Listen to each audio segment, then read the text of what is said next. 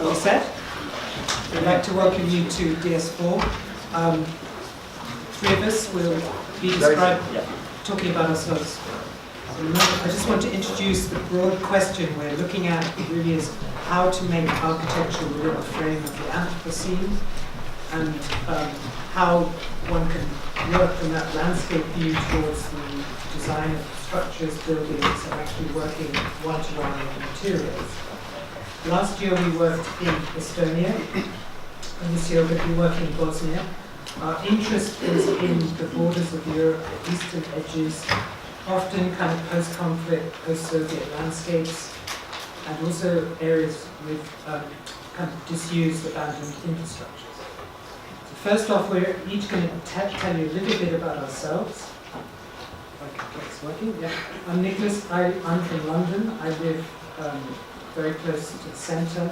This is a map, a booth map of London, which shows the poverty divisions across the city, which haven't really changed in the last 100 years or so. Primarily, I practice as Boyarsky Mafia Architects. We build houses, we work on larger scale eco-urban projects and some public buildings as well. So this is a small range of what we do. I'm also have been involved in writing, producing books, editing magazines, and researching latterly in the Asian city, the sort of informal urbanism.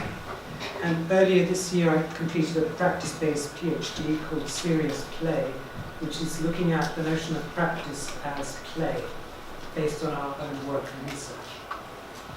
I've done a lot of teaching over the years. This is my crude map of the world showing different places I've been involved in teaching.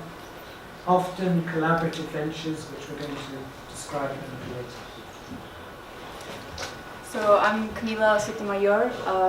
I know these two guys for ages now, isn't it? So like 9 years. Nicholas was my professor in 2008. And then we worked together at the Bartlett in the urban design program, where I've been teaching there since then. I'm originally from the south of Chile, which this is the south of Chile, and the United States, hence the accent. And what I've been doing for the last 4 or 5 years is PhD in architectural design at the Bartlett, which deals with decay as a positive material. And I'm the founder of the DoD, the Department of Decay, which is the project that I'm going to be submitting in about a couple months. Essentially looking at how the very material and concept of decay is an affirmative with great potential, not just within architecture, but with regards to basically any aspect of life or death. And so these are a couple of the projects that I've been doing, and I play around with scale very much, which kind of leads into what we do in the studio, because sort of to look at the whole and parts. And one of the projects that I'm going to be embarking on with the DoD next year is looking at Rio Tinto, the south of Spain, which has become super acidic as a result of the karst formations naturally occurring there and the extreme mining. So you have a kind of political, economic, and also geological confluence that creates a traumatized landscape in a kind of really terrific way. And I'm Jason Coleman. I come from a small town in Canada of 900 people with a sort of Corbusier monument in the middle that serviced the 9 million turkeys that also lived in our village. So I want to go as quickly as possible away from there, study architecture, end up with this.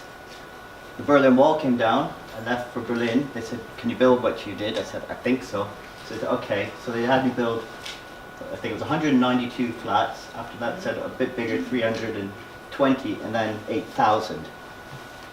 So I thought that was getting a bit large, so I left Berlin, came back to London. That's where I met Nicholas. And the Europan we did at the time, which won the prize in Den Haag. And at the same time, I met another man who I've been working with ever since, Robert Dye, and we're practicing architects in London, building, basically housing one-off houses. This one, for example, that's who we are. So to kind of jump right into the kind of concepts and things that we're fascinated with and that you will be sort of exploring with us, we kind of enter into an understanding of space through the concept of the Anthropocene. But very much it's not something that you would sort of normatively understand the Anthropocene as being. So we take a kind of perverse view of it, where we look at our human position within space to understand a kind of calculus that emerges from the effects of our occupation.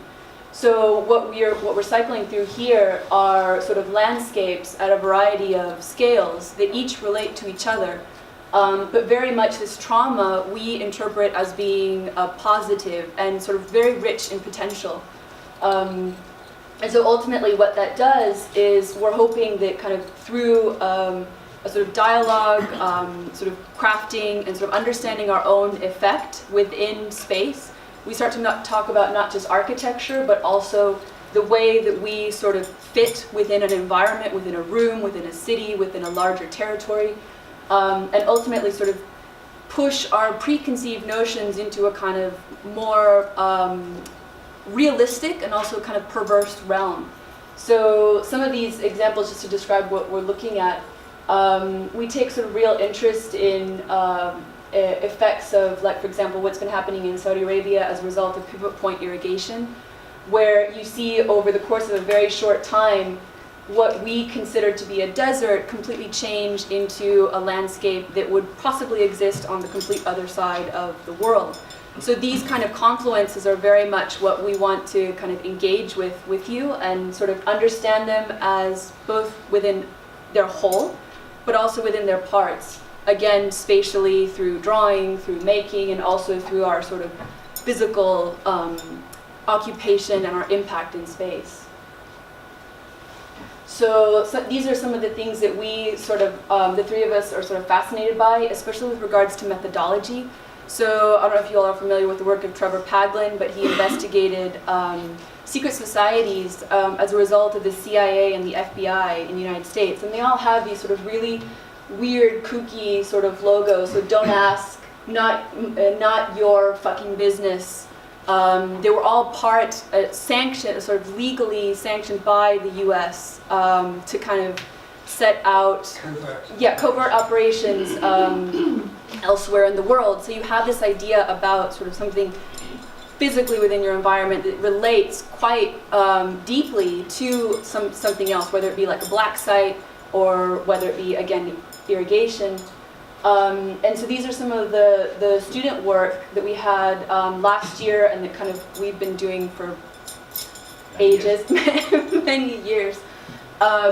So some of these are like, so this is looking at Lake Mardu in Estonia, where you had a kind of prison, a Soviet prison camp, and the lake had undergone a forced filling after the prison was abandoned.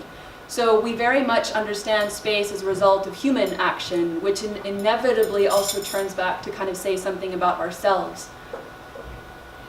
So these are sort of the kind of, and you get a kind of cross-section or an idea about the types of visuals. So pretty much all of the student work that you're going to see here was a language developed by the students themselves. So we will kind of throw things at you and expect you all to kind of be commanders of your own ship in a sense. So very much we depend on a kind of dialogue between you and us to kind of explain what you all are obsessed about or fascinated by or troubled by.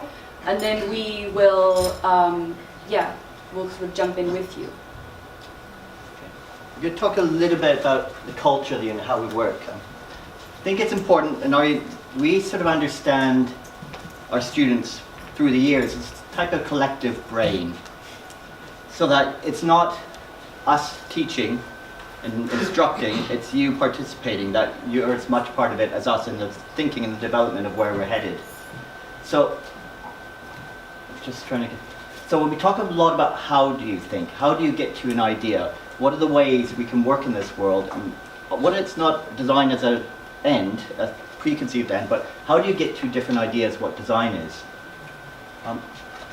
So what's become very integral to over the years is the idea of action in many ways, for actually physically using your body, your hands, your brain in the act of making architecture. This is Christiania, which is now a city, which just happened by some people bashing down the fence. But this has pervaded the unit, the idea that you make, your hands have as much intelligence as your brain, your body has as much in design thinking. And we do that because it leads to different results. The way you attack a problem leads to many different results. I just like this image because I have no idea if this is the image or the result of an economic calculation about the cheapest way to get my house and build a new one, or if it's actually a poetic project. It actually isn't quite relevant, but what's relevant is the thinking that went behind and how do you arrive at a project, and that's what we're quite interested in. Now I'm going to go on to, so this pervades, and as I said, we're constantly developing. Most recently, last year, we were involved with the Italian group Stalker, which fit into something Nicholas and I originally taught, and so return to it, which is involving the body right from the beginning of the project in space. Stalker walks landscapes, and that's somewhere in there, some of our students and 70 others last year walking 54 kilometers across Estonia over 2 days. And that's what we are engaged with, and we're actually this year continuing that as part of the UNET explorations, not directly with Stalker, but with some of the participants from last year. And it's just images of those walks. And the final thing I'm going to talk about is the unit methodology. I'm saying this with respect to Charles. In our unit, there's no such thing as technical studies. Insofar as we've actually last year brought it within the unit, I was doing a good part of the teaching, because we would say technical studies is making. And we want to teach you through the project the whole art of making, but more importantly, take the technical into the main unit agenda. So the question last year came as a technical study as much as, let's call it, the building construction design. Why do we make in this era